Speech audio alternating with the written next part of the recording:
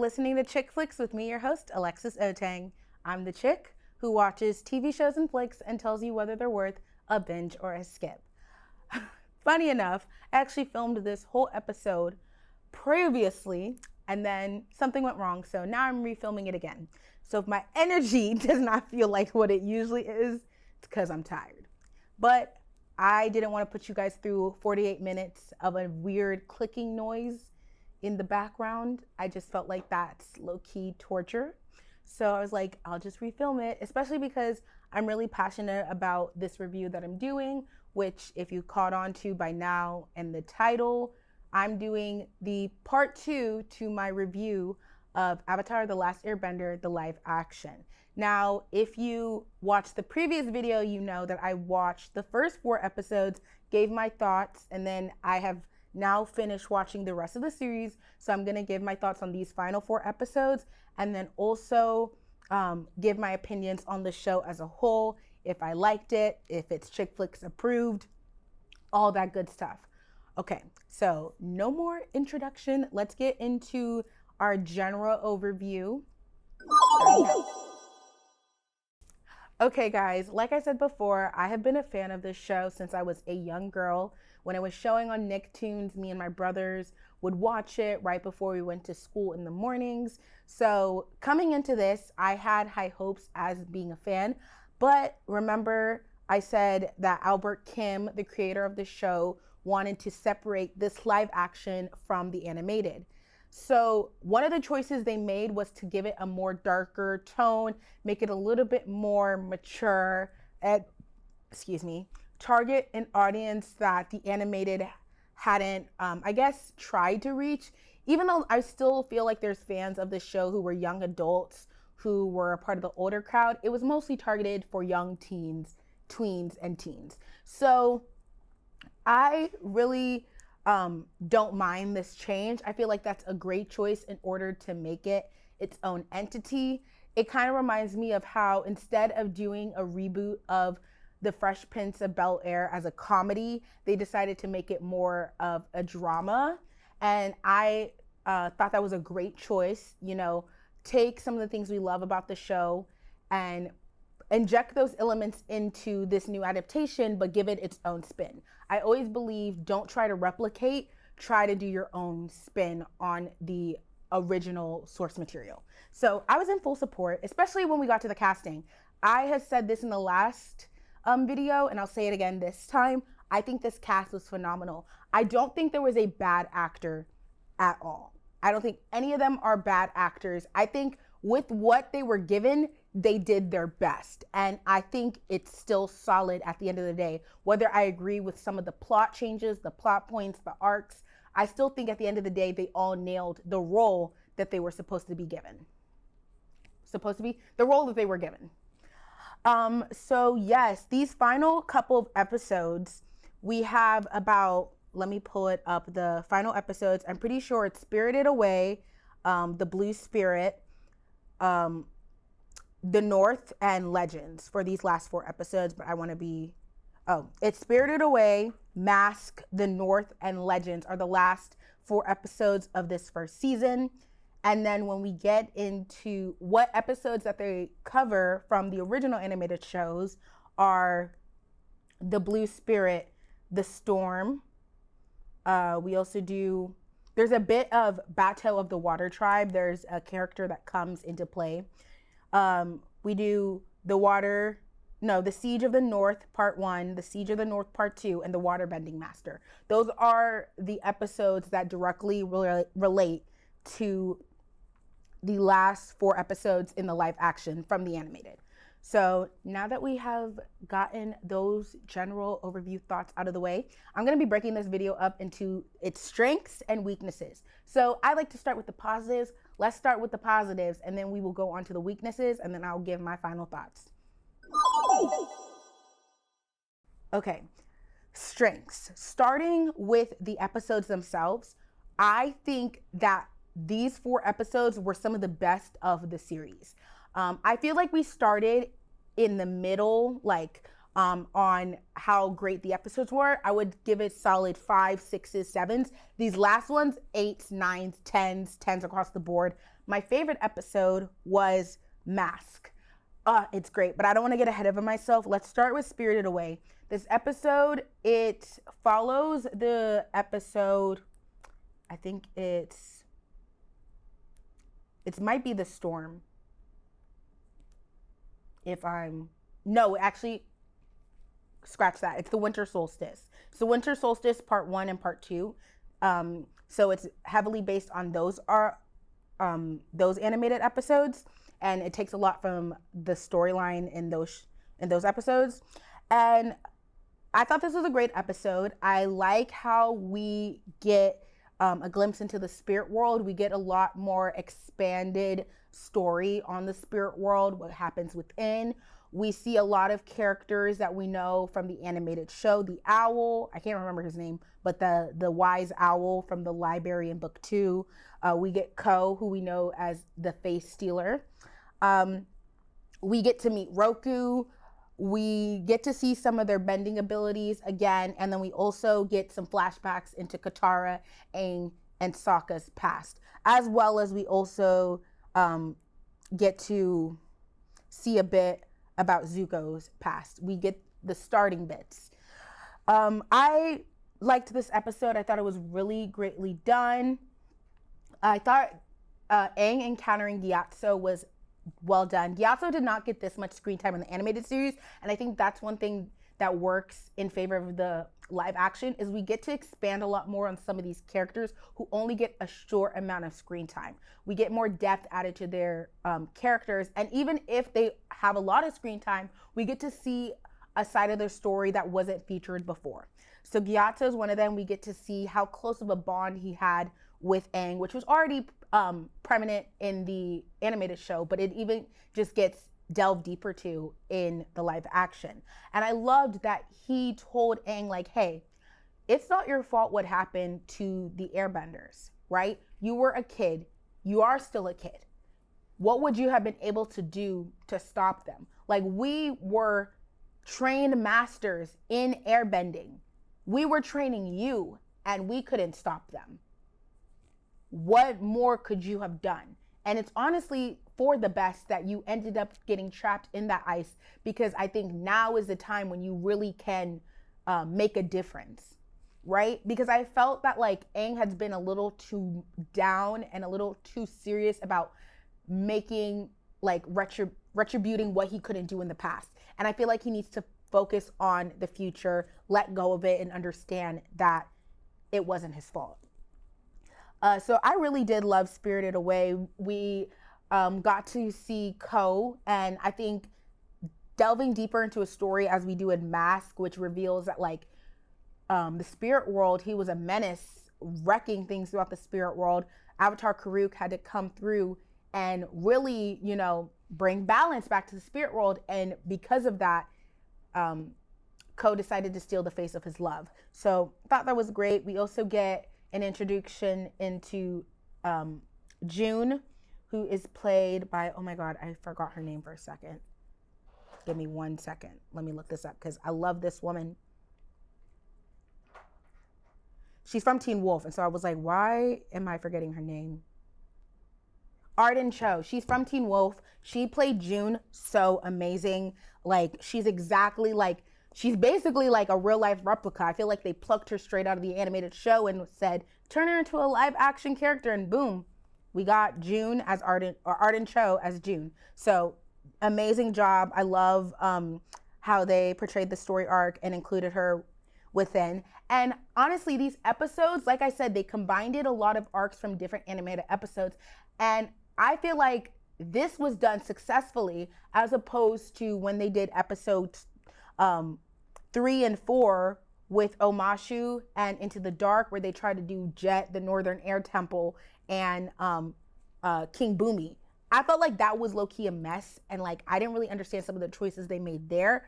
As opposed to these episodes, they really do complement each other great, and I think this was genius, combining some of those arcs to like flow into each other. So it works really well. Now let's get into Mask, which is my favorite episode of all 8. So well done. The strongest point here is Zuko's backstory. They nailed it. Some people doubted that Dallas was a good choice to play Zuko. This proves that he's amazing. Okay, some people feel like his Zuko's too moody. I don't mind it. I honestly think Zuko is a very moody. He's a pessimist, like deep down inside, and you would too if you got scarred on your face by your father for simply standing up for people. Some of y'all your parents have done less, and y'all walk around with a cloud on your shoulder. So I personally think the only thing he needs to add more is just a little bit more anger. But honestly, at this point, it's useless because his arc going into book 2 is a lot different than book 1. So he's still filled with a little bit of anger, but it's not as much as it would have been in book 1.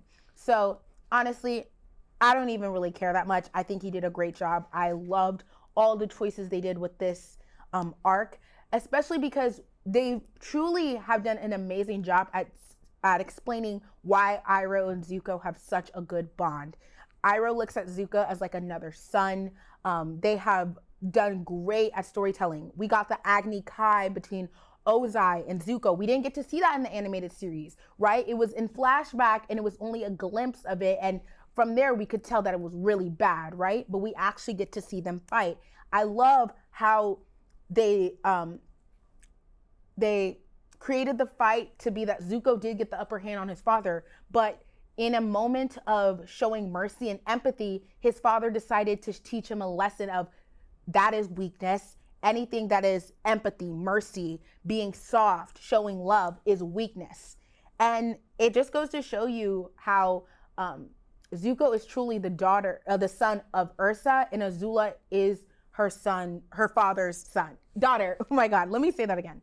Zuko is the son of his mother, Ursa. Azula is the daughter of Ozai. Because one of them is ruthless, a killer, has a killer instinct. The other one, still a killer instinct, but also knows when to pull back and show empathy, sympathy, love. You know, not everything calls for being ruthless and sacrificing things.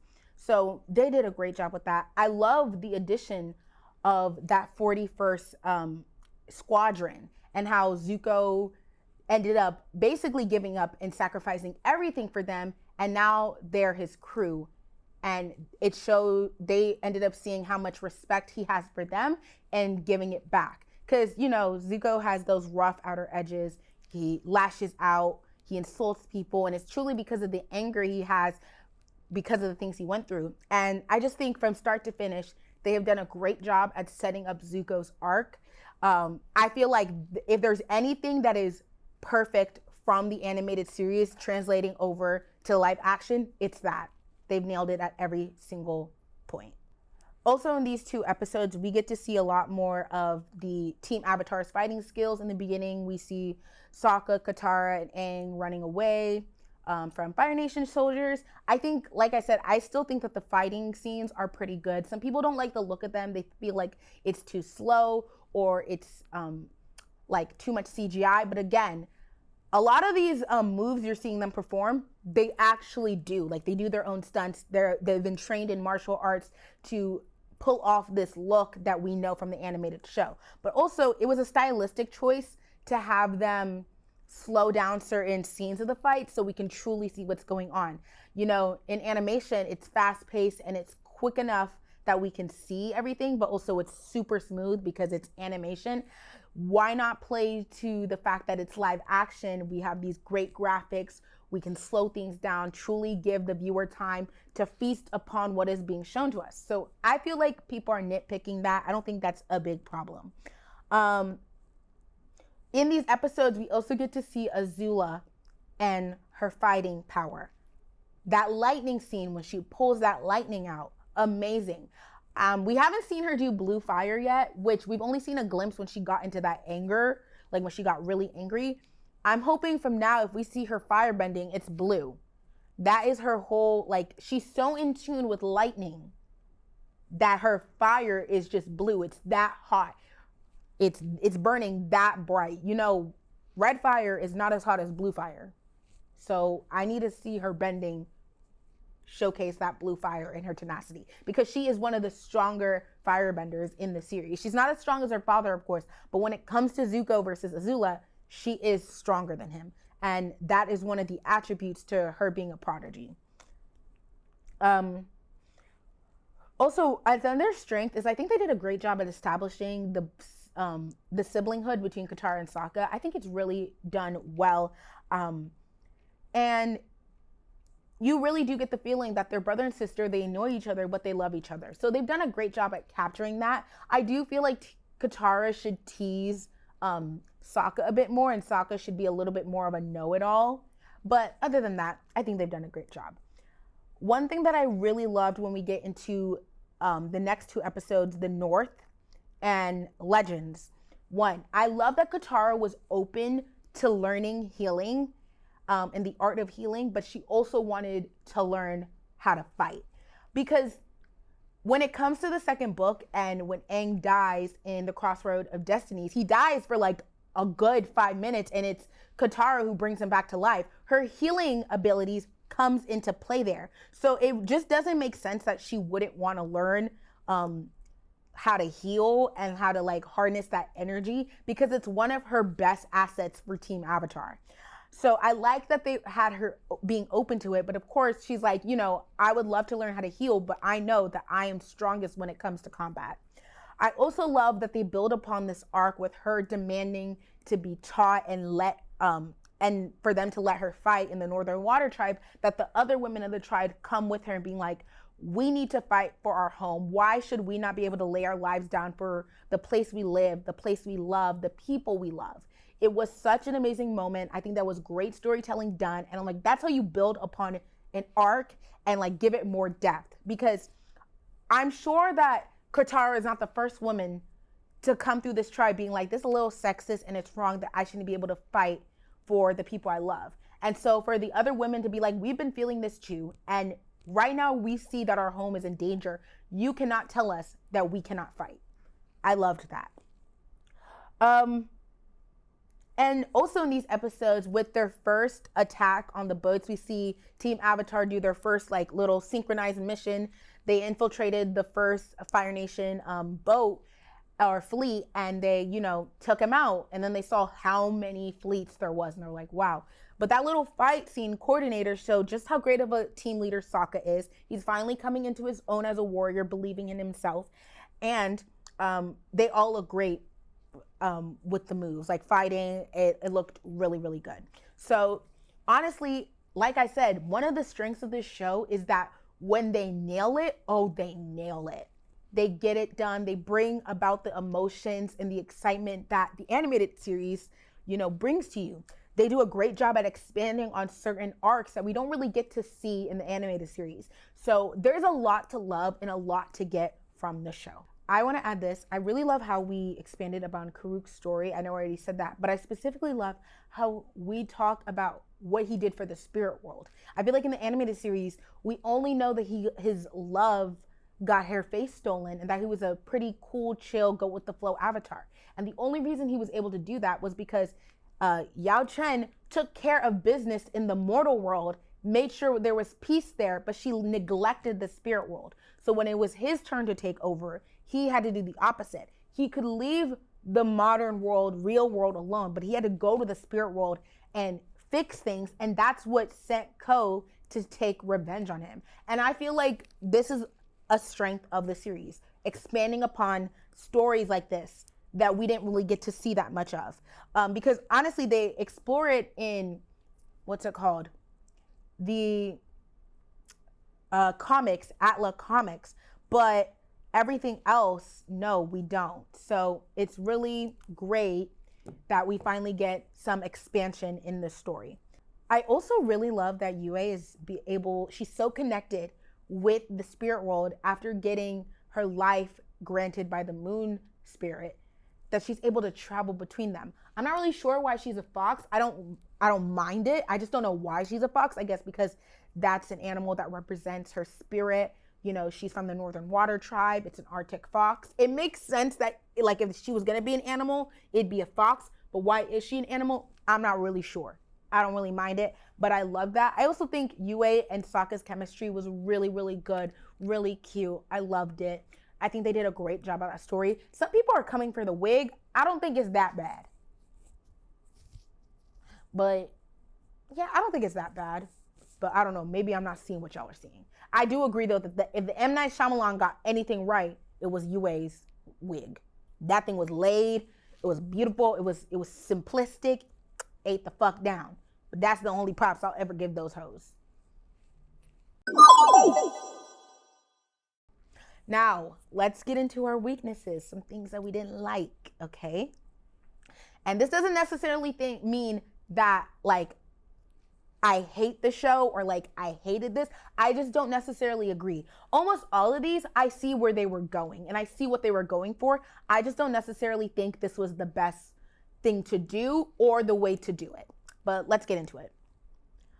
I'm going to start off with the one that I guess peeves me the most. The way they're portraying Azula. Let's cut and dry. Azula is better than Zuko. I'm not going to argue with anyone on that point because Zuko himself brought backup to fight this girl in book 3 because he knew if she was on her game, he's going to need at least Katara to help him take her down. Right? And the only reason why he decided to fight her one-on-one is because he saw some screws were loose. And even then, she almost soloed this man. Had Katara not been there to do her little flash freeze trick, it would have been game over. So, Azula was always better than Zuko. So for her to be worried about what Zuko's doing and to be like, I have to be better than him is a joke because she's been a prodigy since a young age. And it's her excelling in firebending so quickly that causes Ozai to start being hard on Zuko. Like, why can't you be like Azula? Like, why? You need that killer instinct. She has it instantly and you don't, right? Azula, like, she is the epitome of, I saw somebody comment this the other day. I made a TikTok literally talking about this point. She said that Azula is the epitome of, my father is the worst person in the world and I'm his favorite daughter. Yes, that is such a true statement because he always loved Azula. And the moment he found out she was a firebender and she was like a prodigy, oh, it was a done deal, right? So them showing Azula as this like insecure perfectionist who is fiending for her father's love and attention is a little bit weird to me because she never had to work that hard for it. The person she had to work hard to get their love and ultimately never got it was her mother, Ursa. And the thing is, it wasn't even like she never got her mother's love. She just felt like her mother looked out more for Zuko and kind of left her out to dry. She didn't protect Azula from their father and her father turning her into a killing machine. So I just feel like this is not the move to do to like portray, and I see what they're trying to do. I see what they're trying to do, but I just don't feel like it was a move to portray Azula. I feel like they were trying to show how Ozai was mentally abusive to his kids and how he put on these great expectations, standards, and pressure on his kids, and he ended up breaking them, which made one stronger, but broke one to the point of she went insane, and that was Azula. And I don't mind that, but I just feel like Azula oozes confidence with everything she does. So to see her like this, I don't know, like, how can you go from like feigning for your father's attention? I need his approval. I'm not good enough. He doesn't think I'm good enough. I have to do more until he knows I'm good enough. To all of a sudden, I know I'm that bitch. I feel like if you were feigning for someone else's approval, and of course, she does have the come around where she's like, I am the best and you need to see that. But did we really need her then being like insecure and like I see what they were going for, and I just don't know if that was the best way to do it. I just don't know if this portrayal is gonna pay off. I'm thinking maybe they're trying to get us to empathize with her more, with her story, and see that she was just a product of her environment. But I think we all knew that. We get that even deep into book 3 when they only then just start delving into that arc.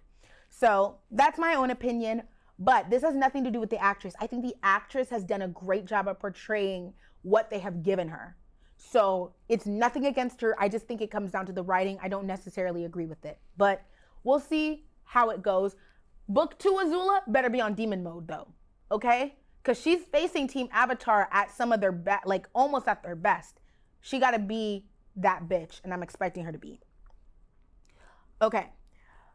One thing I didn't like when we talk about the Legends of the North episodes, episode 7 and 8, I don't feel like there's any world where Aang doesn't support Katara and her decisions. So when she says, I want to fight and I'm going to go fight Master Paku, I feel like Aang's like, you better go get that man, right? Because this is the woman that he's basically been in love with since he's met her, right?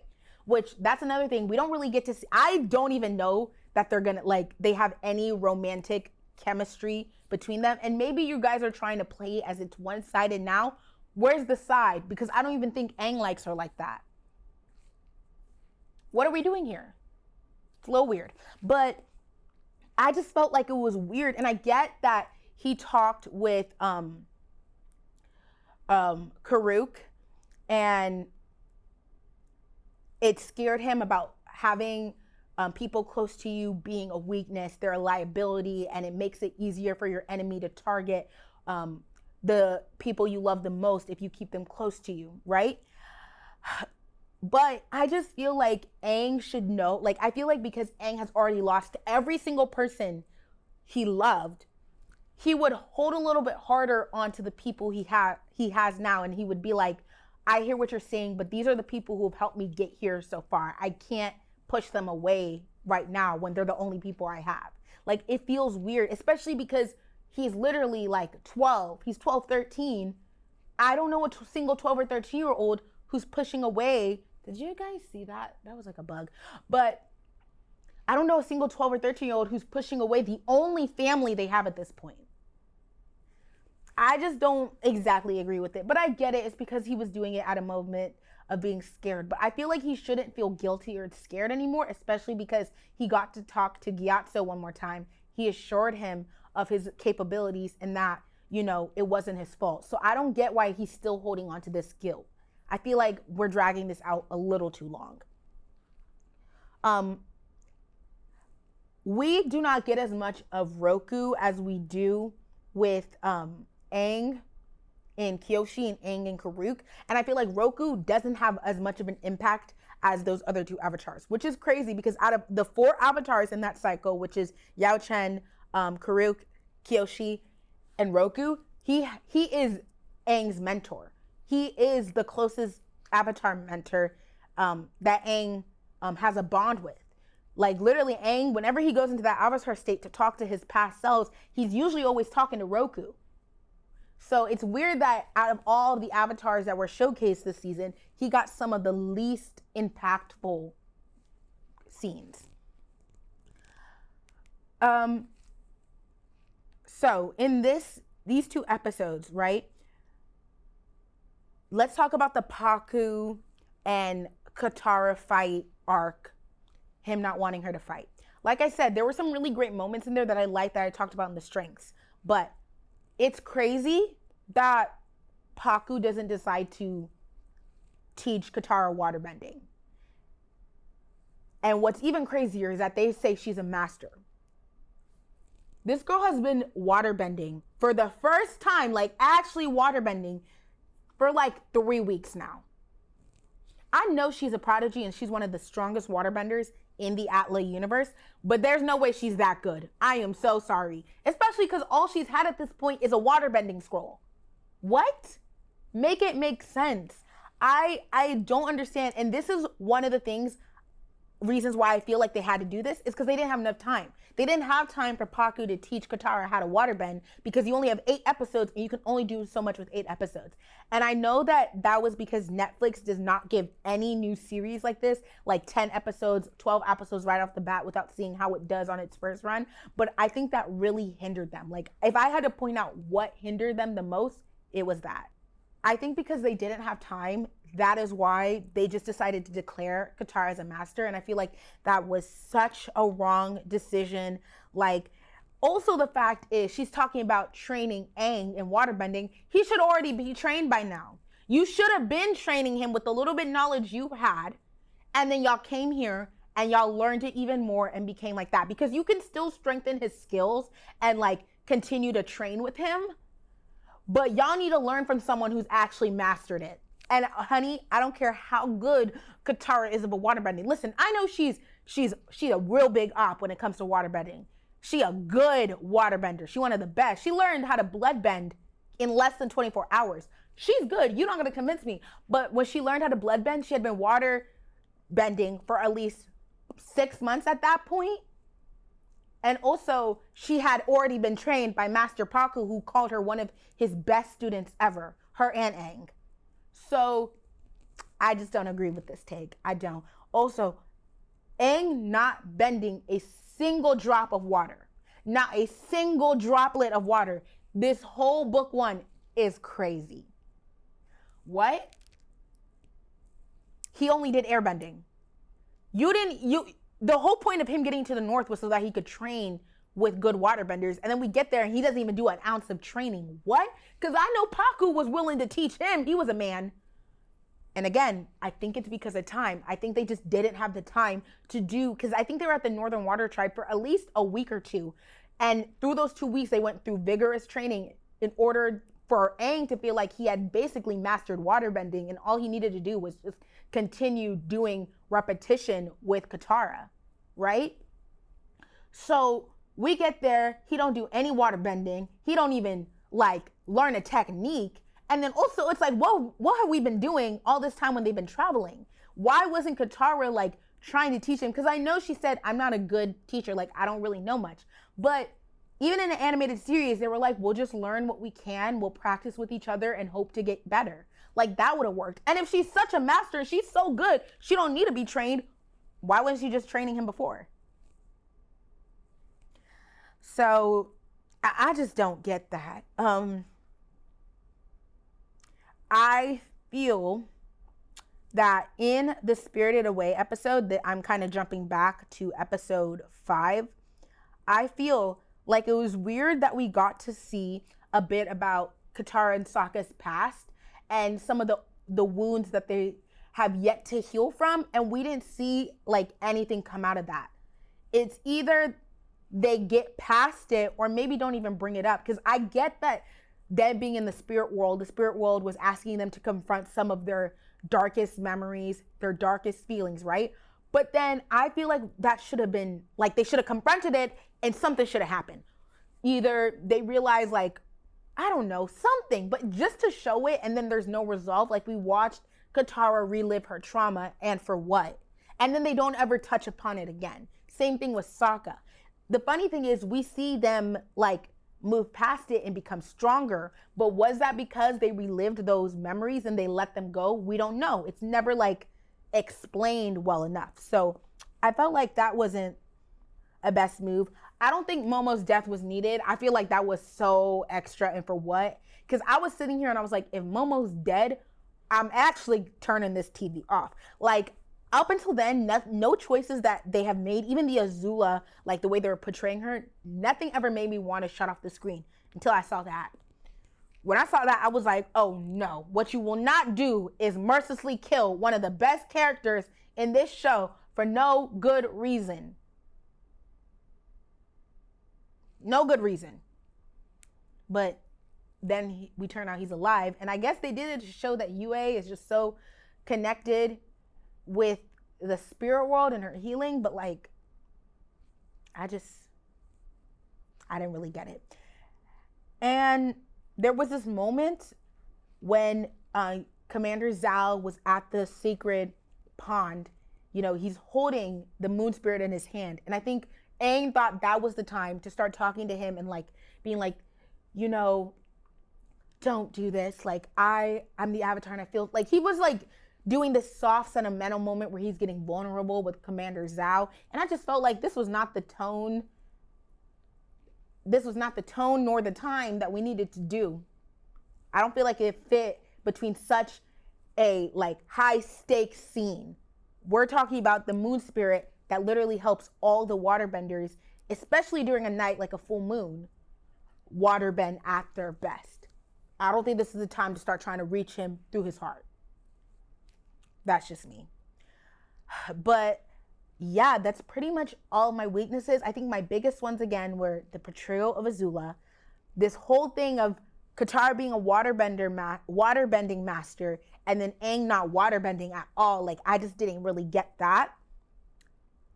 And I feel like those actually, yeah. And then, Aang just feeling way too guilty, like pushing away his close friends and family. I just felt like that was a weird, I just don't really like the choices made in that. But let's move into my final thoughts. Let's get into what do I think truly about the live action Avatar: The Last Airbender. Is it good or not?